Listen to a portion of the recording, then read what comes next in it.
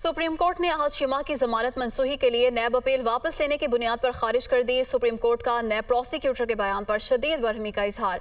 तफसीलात जानते हैं नुमाइंदा आमिर सईद अब्बासी से। जी आमिर, बताइएगा।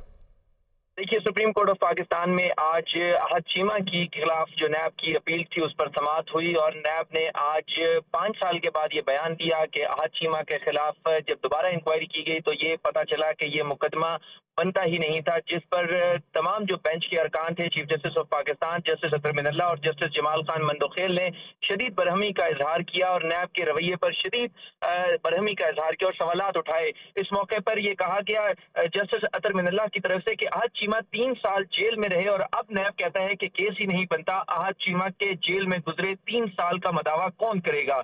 इस मौके पर जस्टिस अतर मिनल्ला ने कहा कि नैब के रवैये की वजह से ब्रिगेडियर रिटायर्ड असद मुनीर ने खुदकुशी कर ली, जो बाद में अदालत ने उन्हें बरी कर दिया। इस मौके पर जस्टिस अतर मिनल्ला ने यह भी कहा कि नैब ईमानदार लोगों के साथ इस किस्म का रवैया क्यों रखता है, जिस पर चीफ जस्टिस ने कहा कि मेरे एक दोस्त को नैब ने बतौर गवाह बुलाया और 5 घंटे बिठाए रखने के बाद कहा वापस चले जाएं और बाद में आ जाना।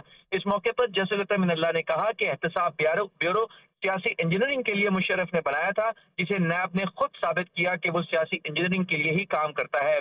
इस मौके पर जस्टिस अतर मिनल्ला ने कहा कि जो कुछ नैब करता रहा है इसकी जिम्मेदारी किसी पर तो डालनी होगी।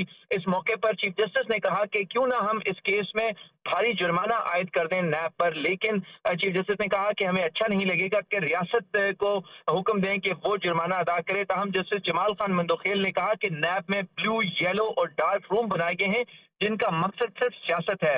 इस मौके पर चीफ जस्टिस की तरफ से यह भी कहा गया कि नैब कानून का मज़मूम मकासद के लिए इस्तेमाल अब बंद हो जाना चाहिए और नैब कानून को बेरहमी से इस्तेमाल किया गया इससे पहले और नैब को आलाकार के तौर पर जी मखसूस अफराद के खिलाफ इस्तेमाल किया गया। जी आमिर अदालत ने सईद अब्बासी, बहुत शुक्रिया आपका।